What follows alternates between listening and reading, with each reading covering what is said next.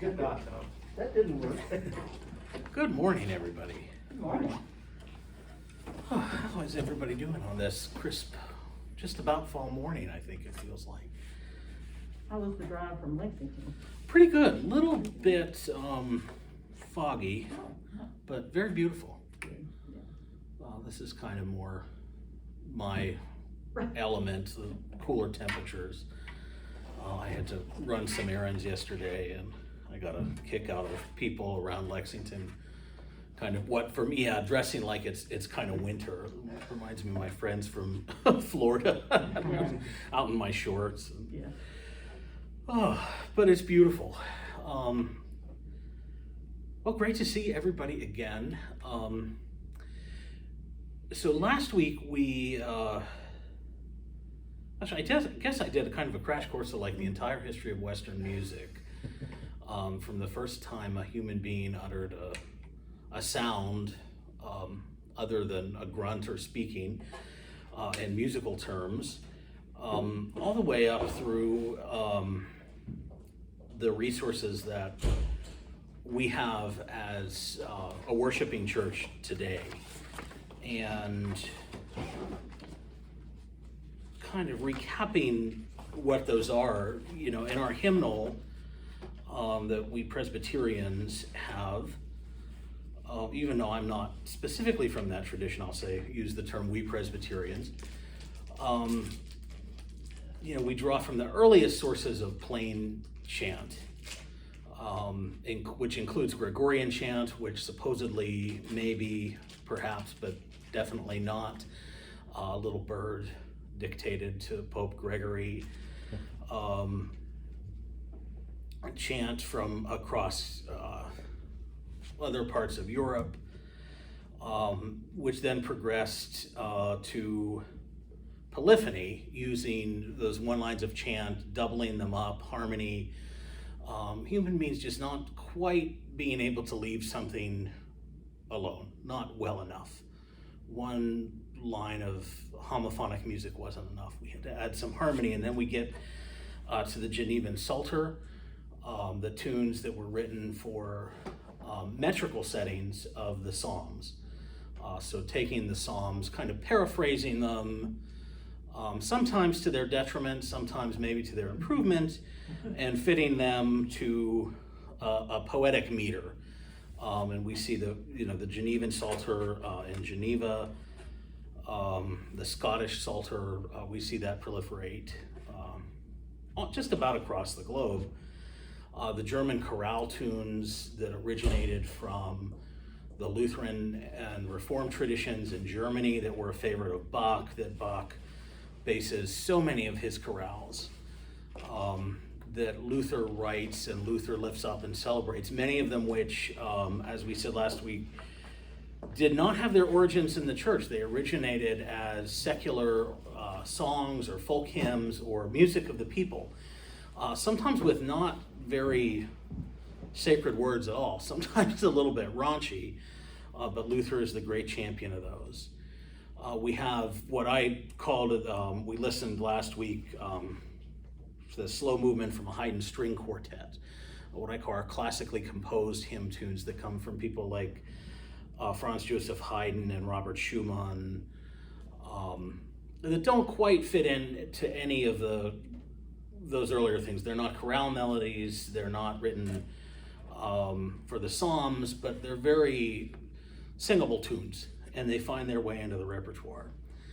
The great tradition from England, the British Isles, their folk songs, again, songs of the people, many of which do not originate in the church.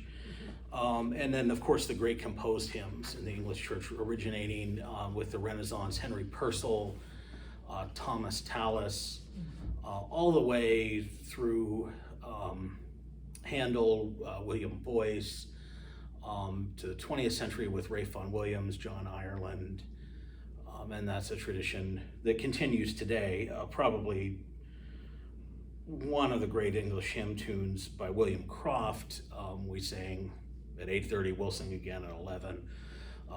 I know it is, "O God, our help in ages past." I know it's in this hymnal is "Our God." an ages past. So every time I go to look up the number in the index, I can't find it, and I get perplexed for a second. But William Croft was the organist at Westminster Abbey. He ended his career, but I didn't know until today when I read the note in the hymnal that the tune name of "O God, Our Help in Ages Past," St. Anne, was the name of the parish where he was working when he wrote it. So it was not written for Westminster Abbey, as I've often said or told people throughout the years. Then getting into colonial America, seeing that English tradition make its way across the Atlantic to our soil here.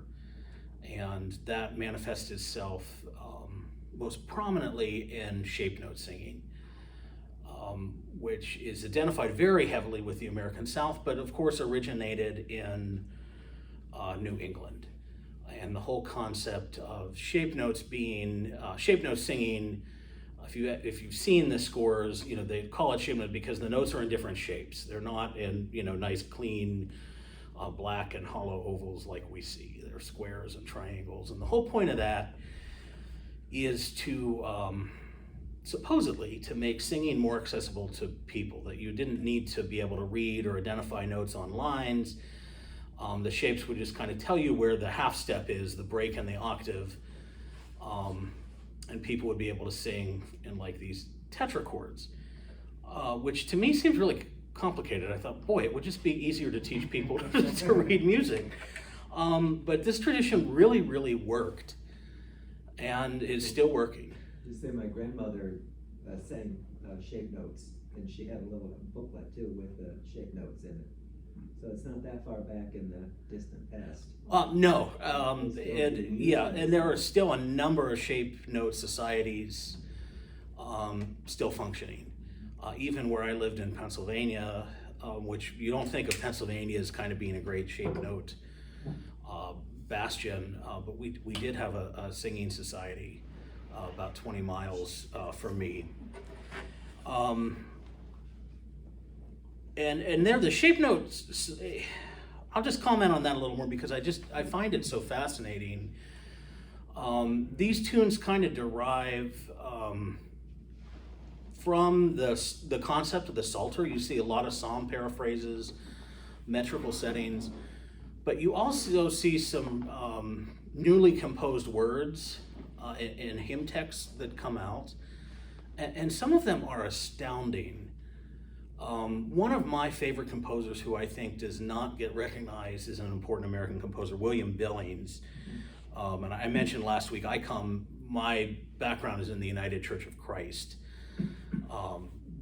Protestant denomination, which is the product of a merger, actually about 4 different mergers throughout the 20th century.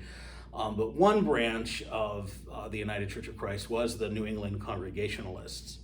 And Billings lived in Boston, was a Congregationalist. The article on him in Grove's Dictionary of Music is an absolute delight to read because it is very scholarly and academic, but in that very poised manner, it phrases Billings as, he was quite a guy. He had a sour manner about him. He was a tanner, so he worked in fairly strenuous, if not downright dangerous and filthy conditions, working with chemicals and animal hides. But it describes him as, he had a very foul mouth. I guess one leg might have been longer than the other. He had impaired vision in one eye. He thoroughly enjoyed chewing tobacco and spitting it in a non-respectable manner. Just a really entertaining thing, but this guy was the first American composer, really. One of his friends in Boston was Paul Revere, who did some of the engravings for Billings. I think New England Psalm Singer, the Psalm Singer's Amusement, but he did quite a few of these shape note collections. But what I was getting at, the text of some of these really for that very primitive time and by very primitive people. They're quite, I don't know how to describe them other than really, really charming. One of Bill, and presumably they were written, a lot of paraphrases from Charles Wesley, the Wesleys borrowing from the Methodist tradition, but some of these were Billings' own words or words of anonymous sources around his time. And they're fascinating. And there has not really been, there are a couple, a definitive collection of all the vocal music of William Billings recorded yet. So someday when I have an extra $500,000, I'm going to float that project. He But- wrote the music and the words, or just words, or what? It depends. Usually the music, sometimes the words we believe are his. Like I said, sometimes they were song paraphrases or they came from a sort of like Charles Wesley. But a few of his are original words. And sometimes they're not all that inventive. We have a piece that the choir here is going to do sometime in the coming months. It's just, my God, my life, my love, to thee I call. I cannot live if thou remove, for thou art all in all. Thou art all in all. And then it repeats that forever. Are there any songs that we sing now that he wrote? I believe the big one that's in Glory to God is When Jesus Wept. Da da da da da da da da da da da. And that's what actually Billings called a fuguing tune.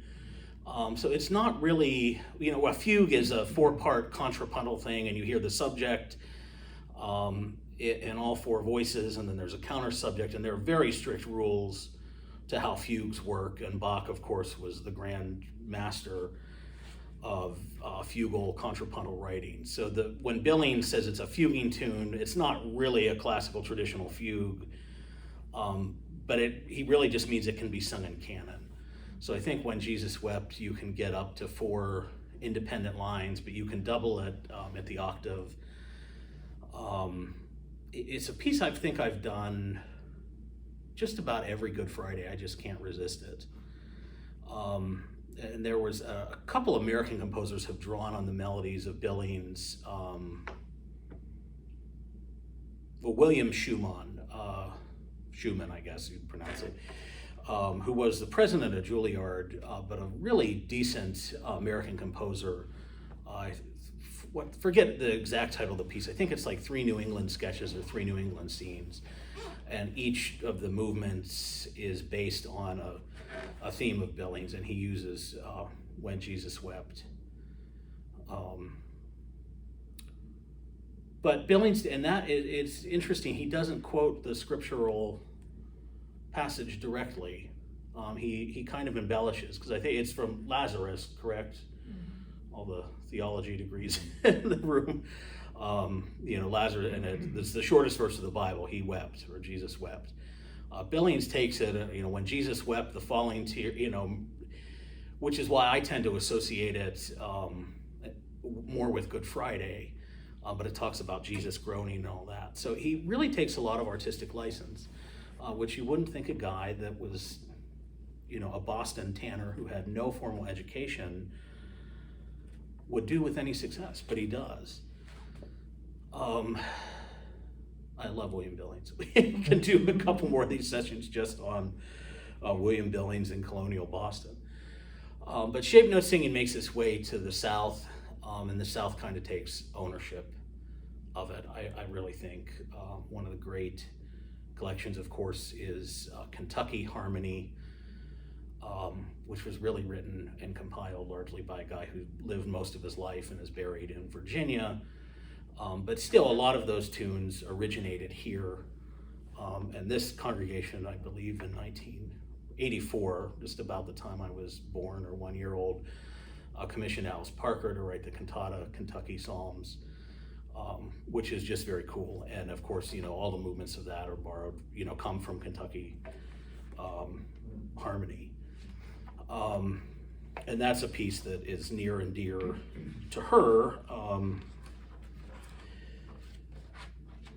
again, I could go on and on about the shape note singing. But the other tradition, of course, that we have coming out of the American South is the spirituals, the African American spirituals. And we talked last week about how some of those kind of how they came into being. We talked specifically the Sicilian Mariners hymn, da da da da da da da da da da da.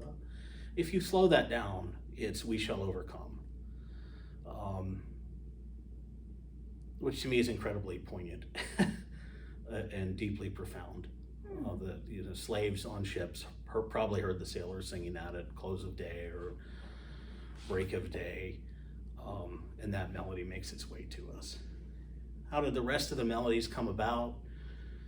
Some of them, I think you can make the case they came from hearing white people sing shape note music.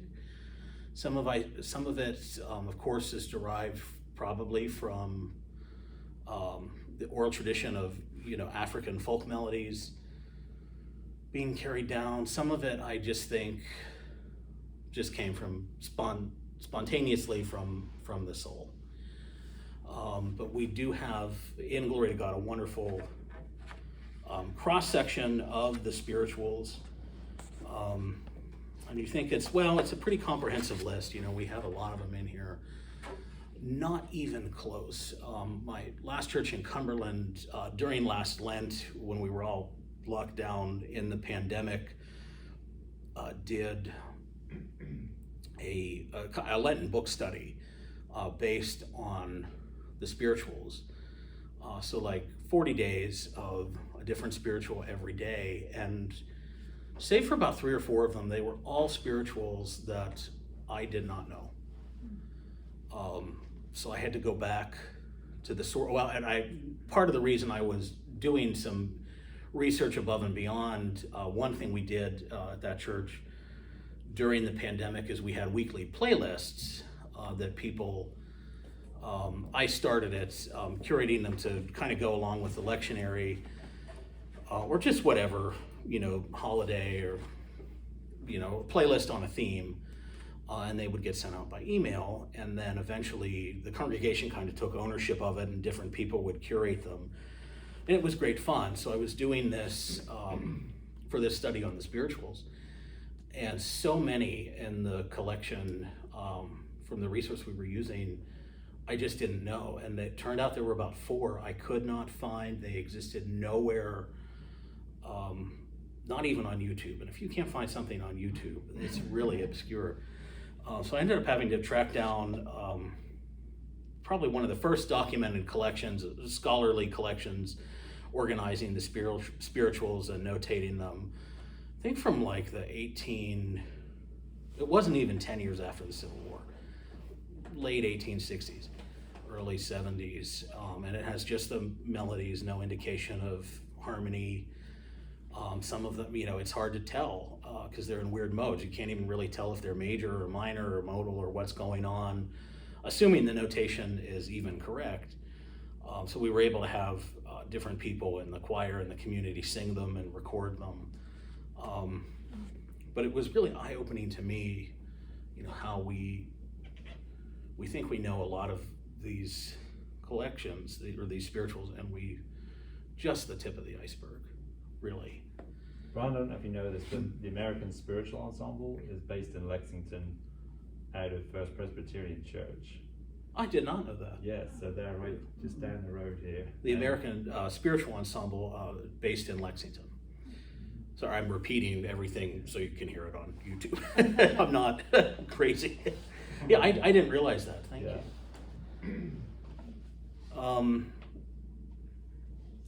So then beyond the spirituals we have, the early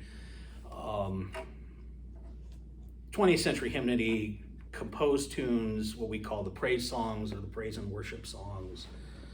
And we talked a little bit about that last week.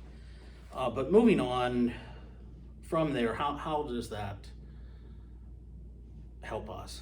So we have all these great resources in hymnal. Again, it's not complete or total, but it's a good jumping off point.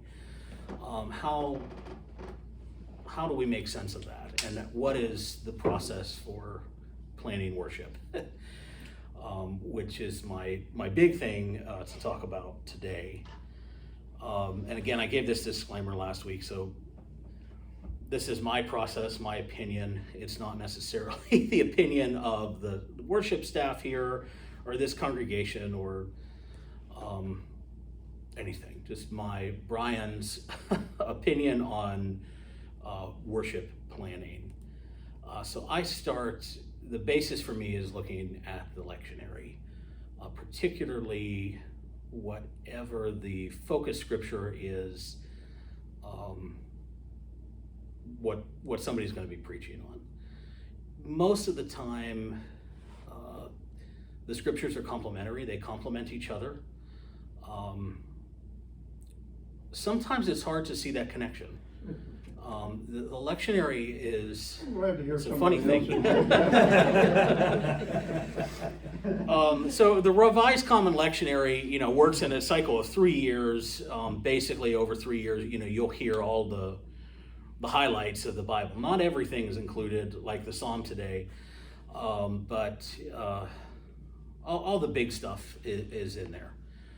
We have Liturgical Seasons, which start with Advent, which is usually the first Sunday in December, the last Sunday in November, Christmas, Epiphany, the season after Epiphany, Lent, Easter, for a couple weeks, sometime up to six Sundays.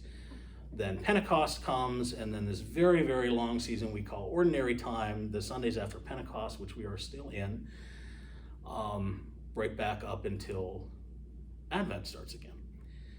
And then within Ordinary Time, there are some fun things. One of my favorites coming up next week, Worldwide Communion Sunday.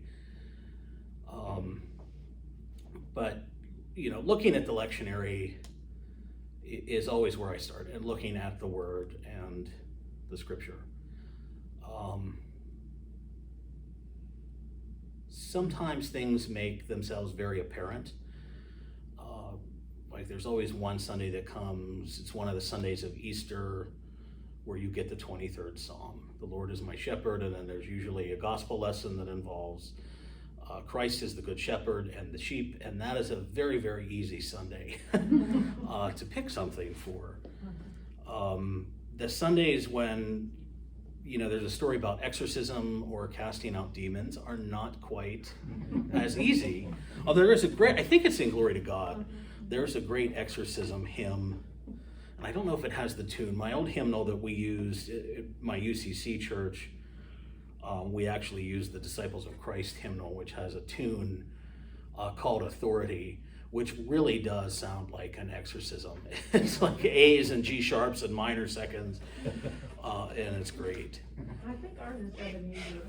Yeah, that one's not as fun. It's certainly the tune Ebenezer is certainly it's very serious, but it's not as fun as scaring people. Usually when we would do that tune, people would people really pay attention or think something's wrong.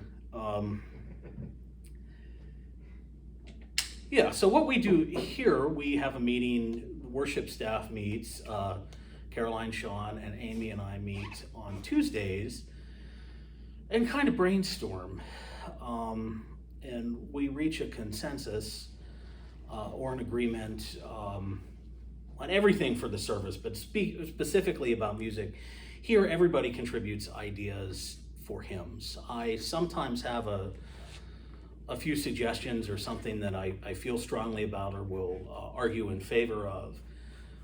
But here, the hymnody is kind of a group process, which I think is good. Picking the hymns, people often ask that, how do you go about it? And like I said, here it's a group process, which is great because then you can kind of deflect the blame when somebody doesn't like something. I was in a situation for a while once where I was the sole chooser of the hymns, and you really get, that's a big responsibility. It's great when people love it. And I haven't been here long enough to really form an opinion. I know this is a great singing congregation. You all sing very, very, very well. I noticed that even in the summer from up in the organ loft with masks, you sting very strongly, and not every congregation does. So that's a real blessing for me. One of the challenges that comes into picking hymns, of course, you have this book that's a great resource. It has nearly 800 or more things in it, and you want to use it, but how to incorporate that in a way that's helpful. And that's something we have a lot of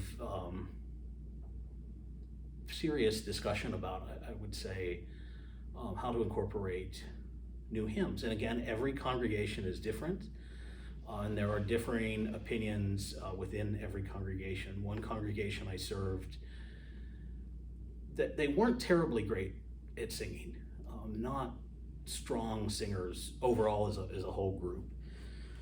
And there was a little bit of indifference to it, which was kind of, in a way, it liberated me and the pastor that we could put some things out there that were new, or maybe two things new in a Sunday.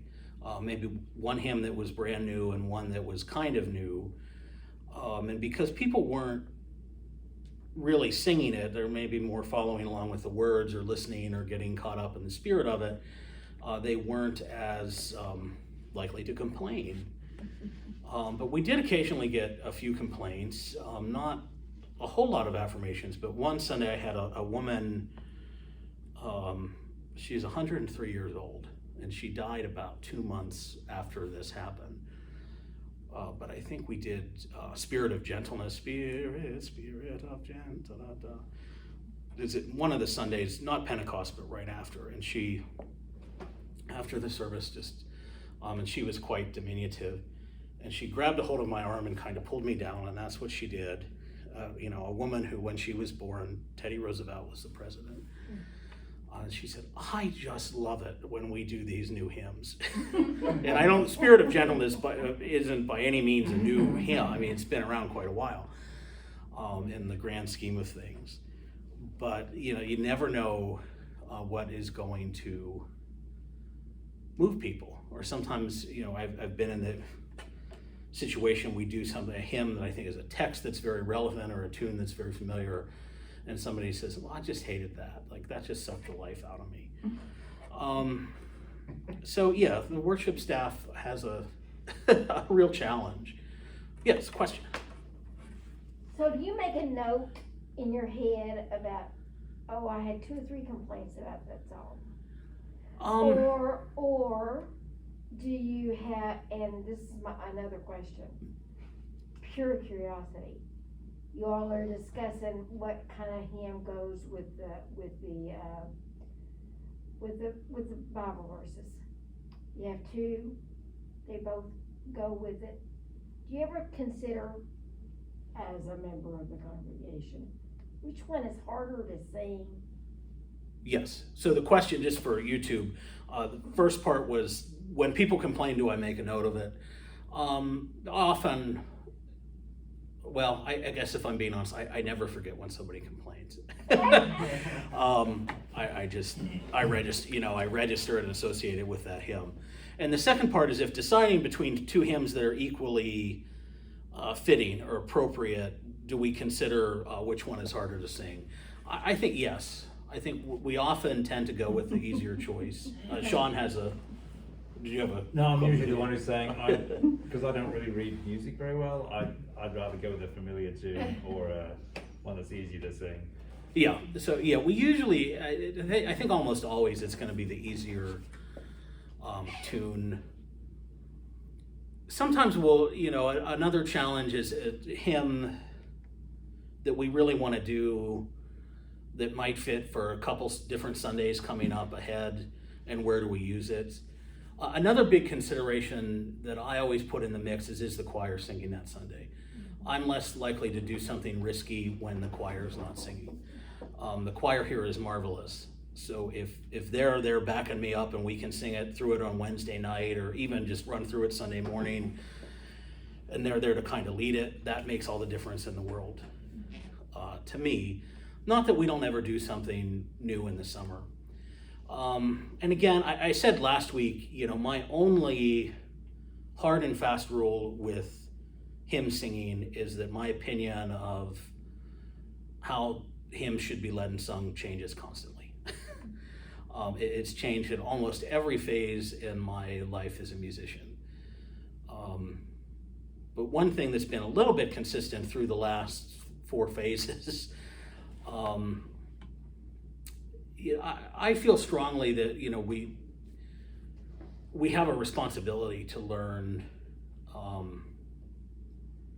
new things theologically, not even so much musically, but to get the theology of those hymns out there and circulating. People use the cliche a lot, all music was once new, which is true though. There are some traditions in which, song leading, song teaching is a thing. Some traditions, even some mainline Protestant churches would have song leaders, independent of or in addition to a choir that stand up and give the hand signals, or maybe even use, like you'd see in a music education class, use their hand to indicate pitch. I think that's well and good. Sometimes, it was big, maybe about 10 years ago when I was active with the United Church of Christ Musicians National Network, having a time of education to teach a song, getting a song leader, usually a choir member, maybe the music director, to stand up at a time in the beginning of the service and actually teach a new song. Like they would sing it, the congregation would maybe repeat it back, maybe in sections. To do that, I'm not opposed to that, and sometimes we might do something like that here. But again, I guess I tend to be a little bit bold and willing to take the risk that sometimes you can do something new and it doesn't have to be 100% successful the first time. Sometimes it can be enough to hear it, something through on the organ one time, and maybe the congregation doesn't quite get it, it doesn't click until the 3rd out of 4 verses. And I think that's okay. There are some people that are not okay with that. But my opinion of worship, I think it's an authentic thing to learn and to stumble. So, but again, that's just my my opinion. So if we do that here and something, we stumble a little bit, that was probably me advocating for it. But yeah, those are some of the biggest considerations, I think, in picking hymns. I'm always, as the musician, I'm always arguing for a variety. I don't necessarily, very rarely would we have a Sunday where we do more than one spiritual. Or we wouldn't have a Sunday where we would do 3 German chorale tunes that would come down from Bach and Luther. So like this morning, for 11 o'clock, we have Gather Us In by Marty Hogan, big 20th century, newly composed. Marty's a church musician from the UCC actually, but has written a lot of masses that are used all the time in Roman Catholic worship, contemporary Roman Catholic worship. And it's just a great hymn about gathering. I think as we sang it at 8:30, I realized this really does fit in with the lectionary, but I think when we picked it, it was more about just an all-inclusive, upbeat, welcome hymn. Then the middle hymn is spot on for Sean's sermon and the theme of mental illness and healing, and it's to the tune Land of Rest, which isn't necessarily a shape note tune, but it comes, from the American South. That's the tune of, we used it for something last week, maybe. One of the That's responses. next week for the song twos. Oh yeah, next week, actually, yeah, for the song twos. That's the other thing. When you get to planning all these services at once, it blends together. And then the third hymn is "O God, Our Help in Ages Past," coming from the English tradition. So musically, some similarities, but all from different eras, for sure. Sometimes we'll have more variety, sometimes less variety, not too much less. But yeah, I try to make sure that, you know, there's a balance and that we're hearing different things and making use of all those resources that we have just in Glory to God. Yes, question? Okay, this makes me sound like a reactionary, and I know it.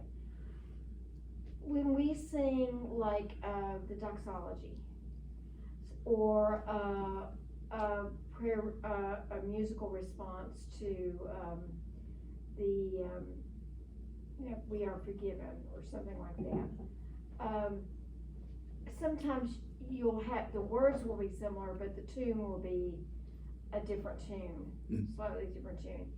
Is that just for the purpose of learning something new, or because sometimes, not all the time, sometimes I wanna sing the old traditional, tune with the words. And we don't ever tend to do that.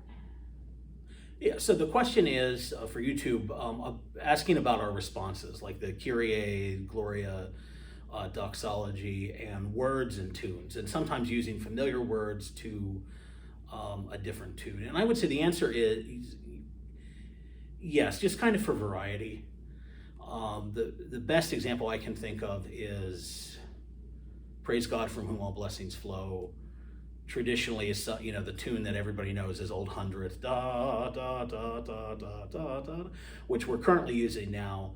But sometimes it's sung to the tune of All Creatures of Our God and King, and I think there are about 3 or 4 others, some of which slightly change the words or the meter in Glory to God. Yeah, the responses, how we pick those, it's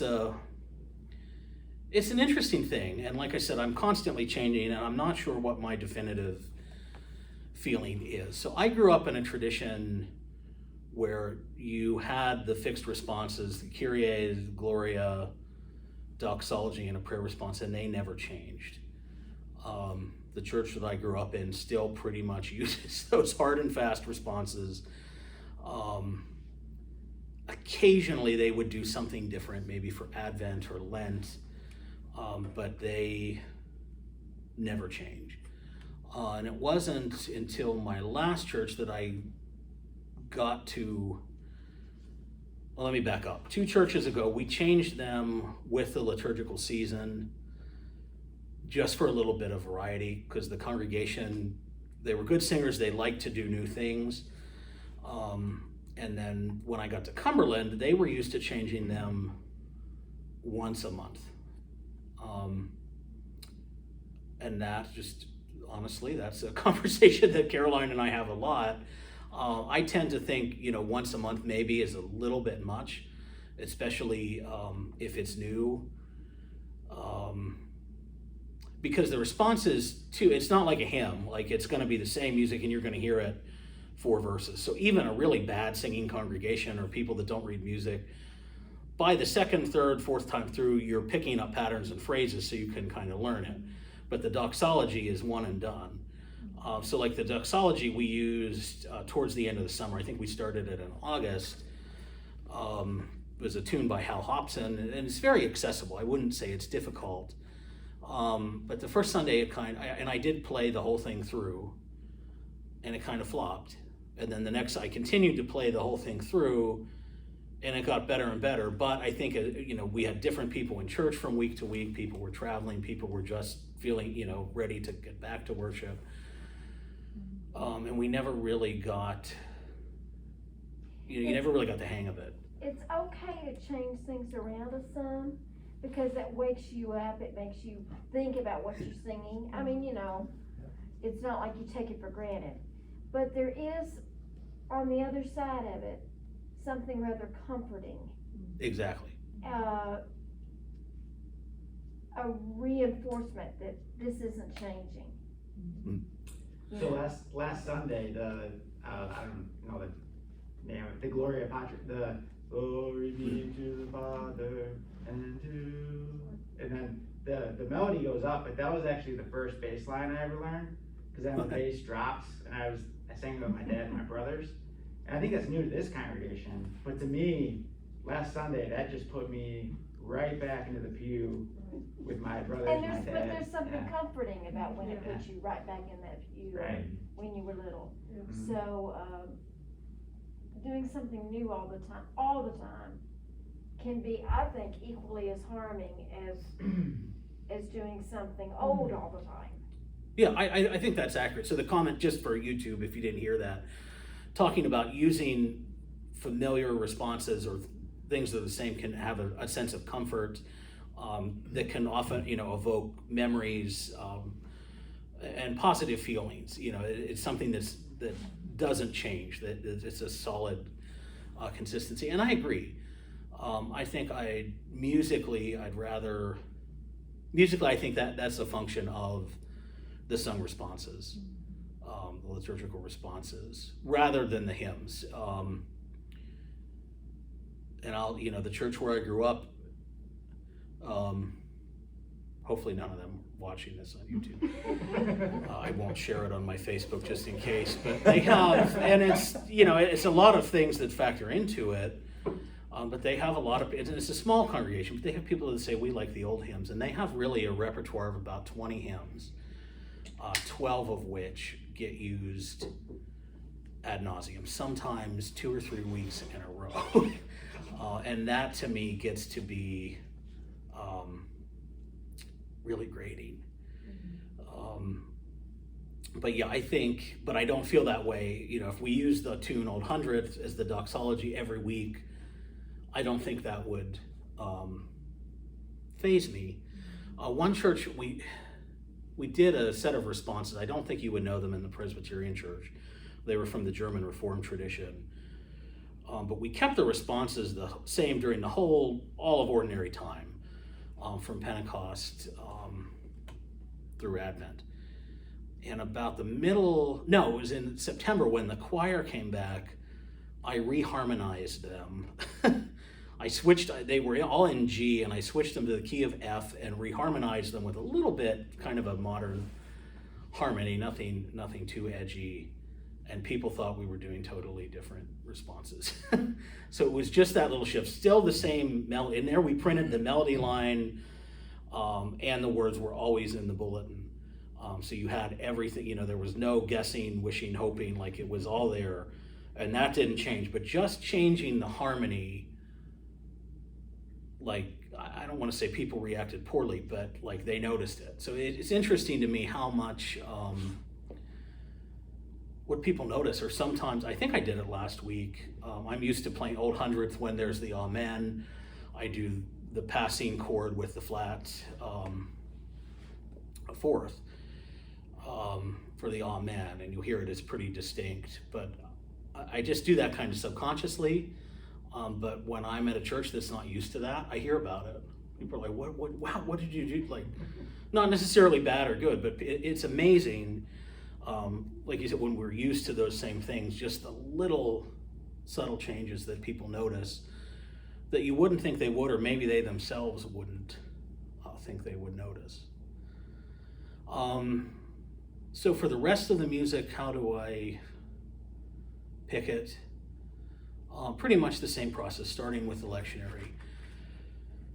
And what fits in, I guess, is how I describe it. With choral anthems, it depends a lot on the choir. The choir you have here, I think they all could sing anything.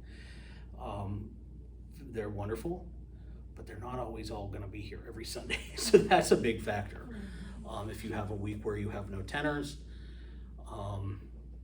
you have to pick that accordingly, or maybe you have no male voices at all, or no high voices. Those are all things that go in factoring into picking choral music. I try to do, and same with organ music. The organ music I have a little more autonomy over since it's just me. And I'm really in a great place right now because everything I play is new to you all. I usually try not to repeat pieces, definitely not within the church year. There are some things that I have to do this piece during Advent at some point, like the Bach Vacat auf, or something I have to do, that speaks to me, that I play during Easter, or the Vidor Toccata has to be the postlude on Easter Sunday, things like that. But I try to mix it up. Sometimes you'll see a liturgical connection, sometimes you won't. Sometimes the connection will be more ambiguous, but there's something in my brain, in my mind as I'm reading the scriptures that I think this piece speaks to that. There's nothing in the title or the text or anything that gives it away, but I just feel aesthetically, I try to have some connection so it's not completely random. Another thing that's real important to me in picking music in it, part of it goes back to my background in the United Church of Christ and diversity and inclusivity. But I think we really are responsible for that as church musicians. One thing, I don't think there's, no, not today. Well, how should I say it? If you go back and look at every bulletin since I've been here and going forward, just about every Sunday, there will be something either on the organ, a hymn that's sung, or a choral anthem by a composer who is female, or a composer who is a person of color, or a composer who is a member of the LGBTQ community. That's something church music worship leaders have not done a great job of. And I think, in recent years, the importance of that has just become apparent, that we need to include those things. And I've heard this again, starting a couple years ago at Montreat for a Presbyterian Association of Musicians meeting, a week-long intensive class on the spirituals and leading spirituals, led by an African-American church musician, who said, please don't sing Lift Every Voice and Sing or We Shall Overcome. Please don't do that on Black History Month, or please don't do that on MLK weekend. Do that repertoire throughout the year as is theologically appropriate. Don't just do it, because when you do it just on Black holidays, then it becomes a token. And I think that applies to everything in the repertoire. So that's something I've been working the last couple years to do better at and be more mindful of. That to me is much more important right now than fighting. I would plan on talking, we're almost out of time, but plan on talking more about the so-called worship wars, or all the conversations that happen, especially, oh gosh, it's almost been 30 years now of this stuff, of fighting. Do we use a hymnal or do we sing from a screen? Do we sing the praise and worship songs or the traditional hymns, or do we do it blended, or how, and it's just destroyed, people. It's destroyed pastors and musicians, it's split congregations, and I just think it's such a pointless thing. So I'll end with a story. I was working at a conference in Greensboro, North Carolina, and we were really, really lucky to get John Bell from Scotland. A lot of his repertoire is in the hymnal, great song leader. He's a pastor, and he will be quick to point out that he has no real formal training as a musician, other than that he writes songs and sings and teaches singing.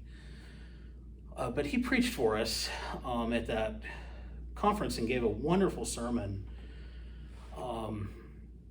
in which he told a story. He's Scottish, and was in a building, an office building in Glasgow, and it was an alleyway that had wonderful acoustics.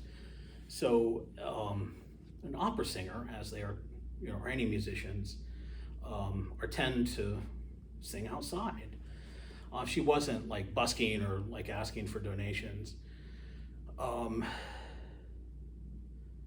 a bum or a wino or somebody who is obviously a little inebriated as she's singing like the Mozart Queen of the Night aria or whatever, comes up behind her and starts mimicking her, like mocking a little bit and singing along. And instead of being indignant, the opera singer goes up to him and they sing together and dance together and just kind of share this silly, happy moment.